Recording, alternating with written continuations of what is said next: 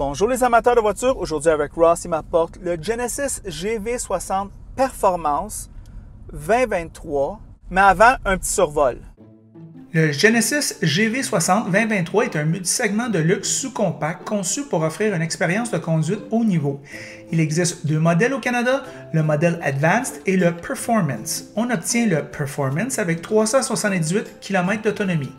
Les deux garnitures reçoivent la même batterie de 77,4 kWh et le modèle Performance obtient le moteur de 429 chevaux avec un mode Boost de 483 chevaux.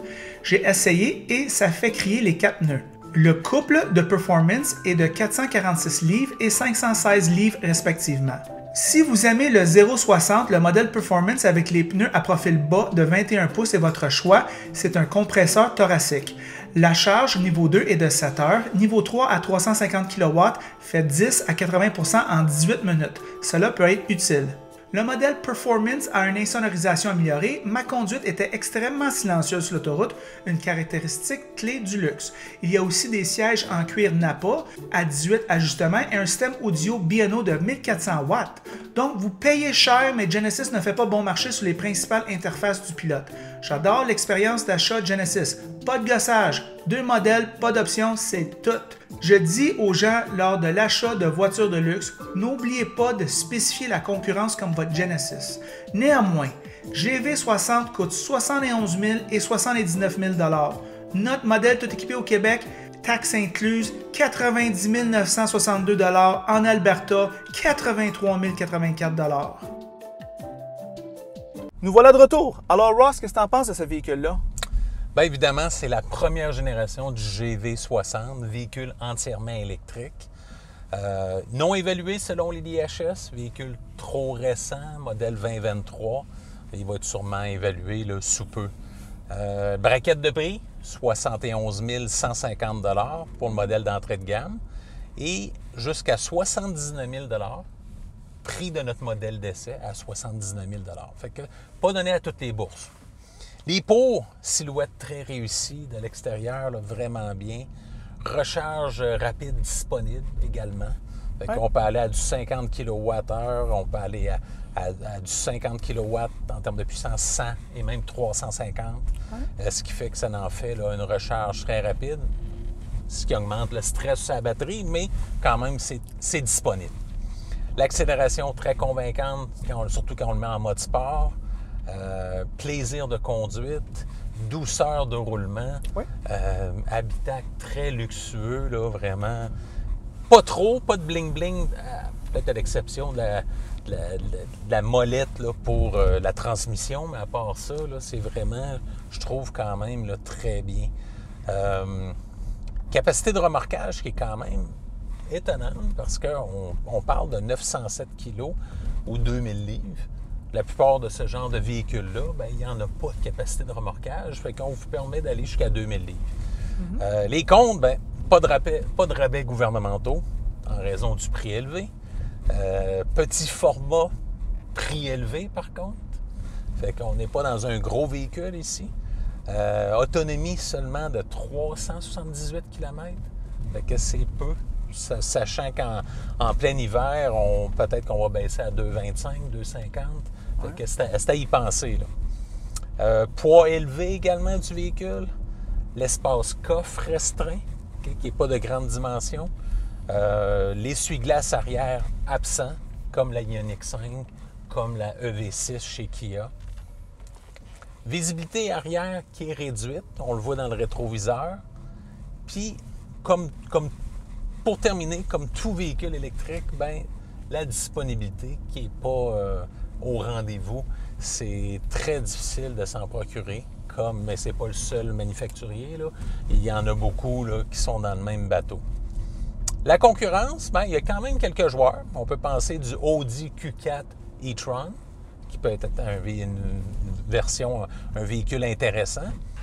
Un peu exotique, mais quand même concurrent. On pourrait penser au Fisker Ocean, qui est quand même un véhicule qui pourrait être à considérer. Le Ford Mustang Mach-E, qu'on a essayé il y a quelques semaines. Le Tesla Model Y, très populaire. Et pour finir, le Volvo C40 et XC40 Recharge. Fait que ça fait un peu le tour là, de la concurrence.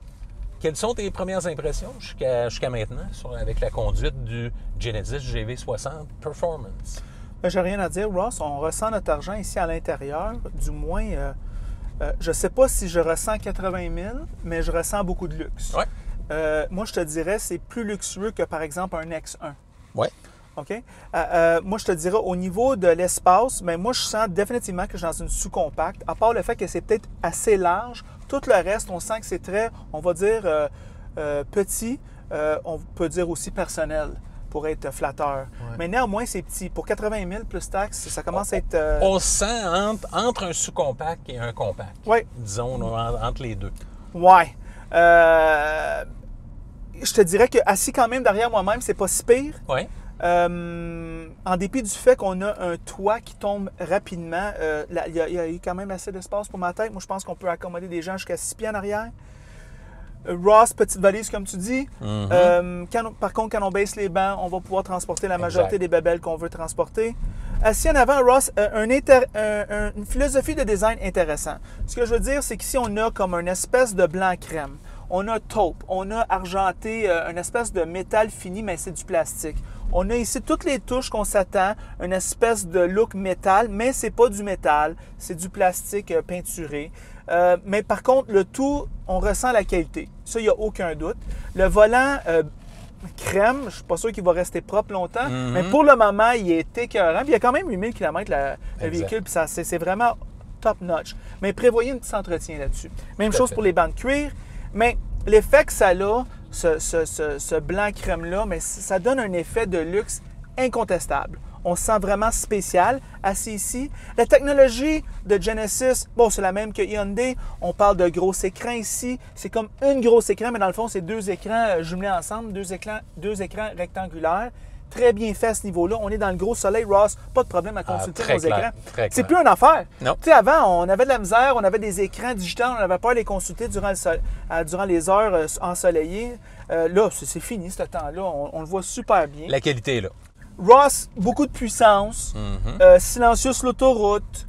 Je te dirais que je ne sais pas à propos du prix. Je trouve que 80 000, c'est beaucoup. Bonne remarque que tu fais à propos de l'expérience d'achat de tous les véhicules, mais surtout les véhicules électriques. C'est du gossage. On attend longtemps. Le concessionnaire, il a le bon bout du bâton. On est sur des listes d'attente. On n'a pas de réponse fixe pour quand est-ce qu'on va recevoir notre véhicule. Vraiment une expérience d'achat dans le monde d'automobile en ce moment-là. Poche. Tout à fait. Cependant, on a l'expérience du propriétaire Genesis. 5 ans, les premiers 5 ans. Genesis couvre tout. Ouais. Alors ça, c'est vraiment winner. Ouais. La garantie prolongée, le fun, OK? Et puis, on peut dire que Genesis et le groupe Hyundai commencent à être un peu les spécialistes des véhicules électriques qui en font en tabarouette. Tout à fait. Puis l'expertise, on la ressent aussi. Ben oui, on la ressent. Ouais. Alors, à ce moment-là, pas au niveau de moteur, transmission, moi, je ressens une expérience sans faille.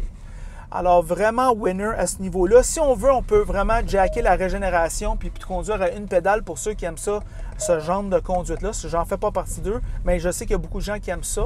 Et puis, tant mieux pour eux. Toutes les technologies de la conduite qu'on s'attend est là, sauf qu'on ne peut pas conduire sans les mains sur le volant. Ça, c'est les produits GM qui font ça en ce moment. Alors, écoute, Ross, un excellent véhicule, silencieux sur l'autoroute, très, très silencieux, gros système de son, belle, le Bang & Olufsen, super bien présenté. À ce niveau-là, écoute, Ross, à ce niveau-là, il y a certains endroits qu'on sent 80 000.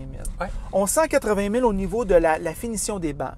On sent 80 000 au niveau de la finition du cuir, de la couleur crème, de l'agencement des couleurs. Vraiment beau travail, Hyundai, au niveau du style. C'est vraiment charmant ici. Cependant, moi, je trouve que certaines des touches, il n'y a aucune touche métallisée. C'est tout peinturé. Je sais pas, moi, je suis à 65 000, Ross. À part, c'est sûr qu'il y a une grosse puissance. Il y a même un boost pour un petit 10 secondes de extra puissance. Exact.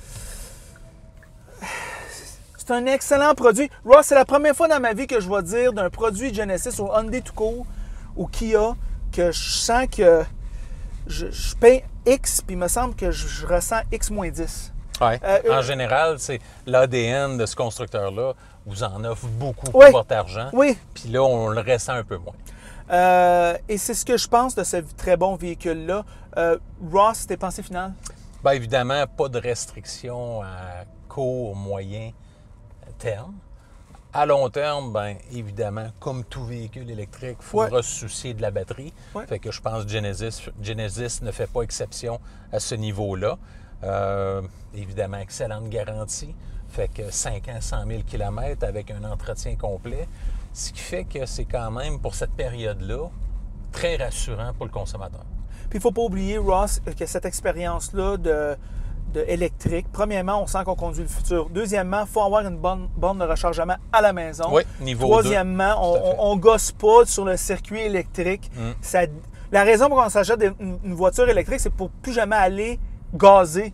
Et ça inclut l'électrification, ça ne me tente pas. Là. Ça ne me tente pas de payer le circuit électrique. Exactement, pour ça, une bonne borne niveau 2 pour justement, là, à part lors de voyage, mais à part de ça, là, on doit se limiter là, juste avec la niveau 2 pour combler tous nos besoins. Exactement. Alors, c'est ça nos pensées sur le très bon GV60. En passant, si vous aimez la vidéo, aimez-le. Si vous ne l'aimez pas, aimez-le pas. Et si vous l'aimez beaucoup, mais franchement, abonnez-vous à la chaîne.